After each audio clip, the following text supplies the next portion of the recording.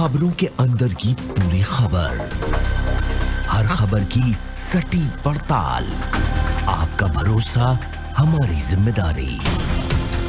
सच, साहस और सरोकार, यही है हमारी पहचान।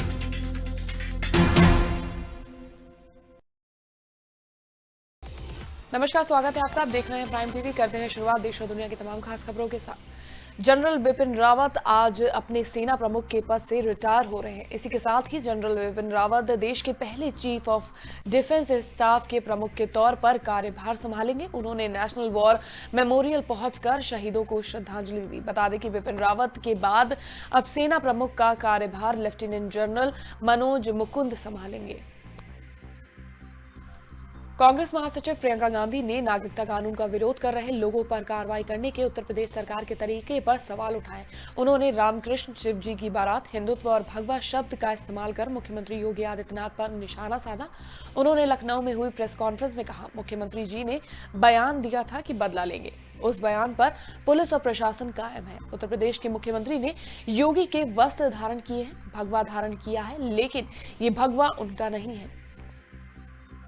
अलीगढ़ में अखिल भारत हिंदू महासभा के राष्ट्रीय प्रवक्ता ने मशहूर इतिहासकार इरफान हबीब को लेकर बड़ा बयान दिया है। दरअसल इतिहासकार इरफान हबीब ने केरल के कुन्नूर में राज्यपाल आरिफ मोहम्मद खान के सीएए को लेकर दिए गए बयान पर आपत्ति जताई थी। इसी मामले पर अपनी प्रतिक्रिया देते हुए हिंदू महासभा के राष्ट्रीय प्रवक्ता ने कहा कि इरफान हबीब जैसे व्यक्ति एक आतंकवादी सोच से ग्रसित है, उनको फांसी दे देनी चाहिए। देखिए, इरफान हबीब मैं समझता हूँ एक पढ़े लिखे आतंकवाद का चेहरा दिखाई दे रहे हैं। इरफान हबीब जैसे व्यक्ति जो अलीगढ़ मुस्लिम विश्वविद्यालय में जिनकी वजह से बुरहान बानी या सिमी जैसे संगठन पनप रहे, ऐसी मानसिकता के व्यक्ति आज खुलकर के सामने इसलिए आ रहे हैं क्योंकि उन्हें लग रहा है कि आज उनके विचार को मानने वाले लोगों की संख्या कम हो रही है। आज देश जाग रहा है, आज देश का मुस्लिम युवा जाग रहा है। इस देश ने जहां जाकिर हुसैन, इस देश ने जहां एपीजे अब्दुल कलाम जैसे पढ़े लिखे मुसलमानों को राष्ट्रपति बनाया, संविधान के बड़े पदों पर बिठाया, वहां इरफान हबीब जैसे लोग आज गोडसे की बात करने के लिए कहते हैं। मैं समझता हूं कोई गोडसे जैसा राष्ट्रभक्त ना हुआ और ना होगा, लेकिन संवैधानिक पद पर बैठा हुआ व्यक्ति शायद गोडसे का नाम लेने में हिचके। लेकिन अगर उन्होंने अबुल कलाम आजाद के बारे में बात की है तो कोई बुरी बात नहीं कर रहे थे। वो वास्तव में उन कट्टरपंथी लोगों की विचारधारा को बताना चाह रहे थे जिनकी विचारधारा की वजह से देश का विभाजन हुआ। तो मैं समझता हूं इरफान हबीब को सहिष्णुता का परिचय देना चाहिए था। इरफान हबीब ने अपने एक आतंकवादी सोच और विचार का परिचय दिया, इसकी उनको सजा मिलनी चाहिए और ऐसे व्यक्तियों को फांसी की सजा होनी चाहिए। ऐसी मांग अखिल भारत हिंदू महासभा करती है, क्योंकि जब तक ऐसे व्यक्तियों को फांसी पर नहीं लटकाया जाएगा तब तक ना ऐसे व्यक्तियों का विचार मरेगा, ना ऐसे व्यक्तियों की सोच मरेगी। इन लोगों को सजा होनी चाहिए। उत्तर प्रदेश की मित्र कहलाने वाली पुलिस अब खाकी को बदनाम करने पर तुली हुई है। कानपुर में वाहन चेकिंग के नाम पर गाड़ियों का चालान काटना व सीज करना अपना अधिकार समझ बैठी है। ताजा मामला कानपुर के कर्नलगंज थाना क्षेत्र का है, जहां वाहन चेकिंग कर रही पुलिस ने 2 युवकों की गाड़ी को सीज कर दिया, जबकि उनके पास पूरे पेपर, हेलमेट व ड्राइविंग लाइसेंस भी था। दोनों लड़के भाजपा के कार्यकर्ता थे, लिहाजा उन्होंने अपनी पार्टी के वरिष्ठ लोगों को फोन कर दिया। देखते ही देखते भाजपा के तमाम कार्यकर्ता पार्षद थाने पहुंचे और पुलिस के खिलाफ जमकर नारेबाजी करने लगे। भाजपा पार्षद विकास का कहना है कि मोदी और योगी जी की सरकार में इस तरह का बर्ताव कतई बर्दाश्त नहीं किया जाएगा।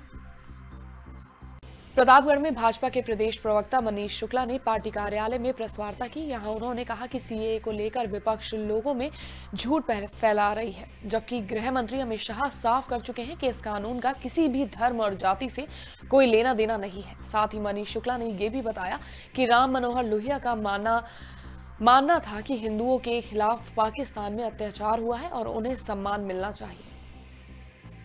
एक तरफ जहां उत्तर प्रदेश पुलिस की किरकिरी हो रही है, तो वहीं सहारनपुर पुलिस को एक बड़ी सफलता हाथ लगी है।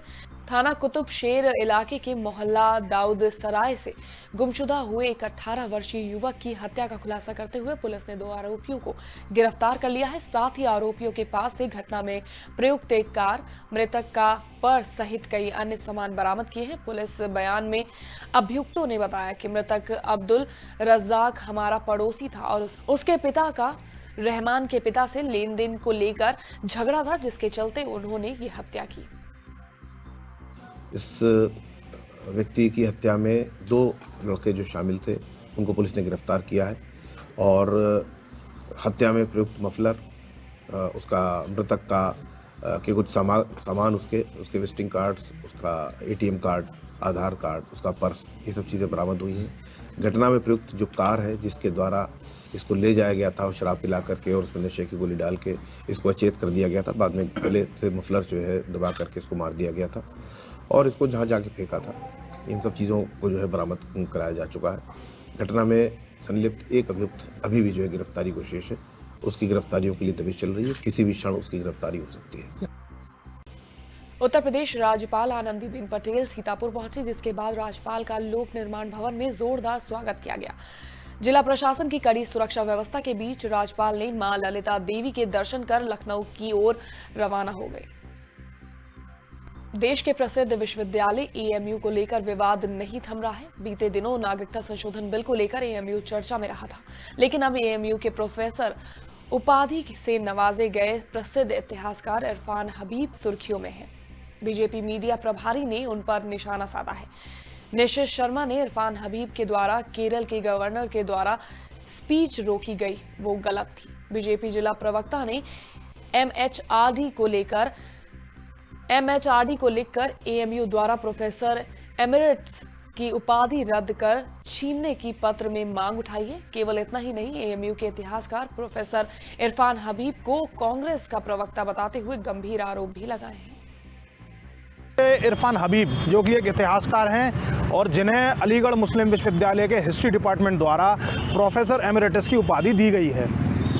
इनकी गतिविधियां हम देखें तो जो इनकी गतिविधियां रही हैं, आज ये कांग्रेस और वामपंथी दलों के प्रवक्ता बनकर रह गए हैं। इतिहासकार की भूमिका अब ये ख़त्म कर चुके हैं। किस प्रकार से ये कभी सुप्रीम कोर्ट के जो निर्णय आते हैं उनकी अवमानना करने वाले, अशोभनीय टिप्पणी करने वाले बयान ये देते हैं। और पूर्व में भी आप देखेंगे तो कैसे हिंदू धर्म और राष्ट्र को खंडित करने वाले बयान देते आए, हिंदू धर्म को अपमानित करने वाले।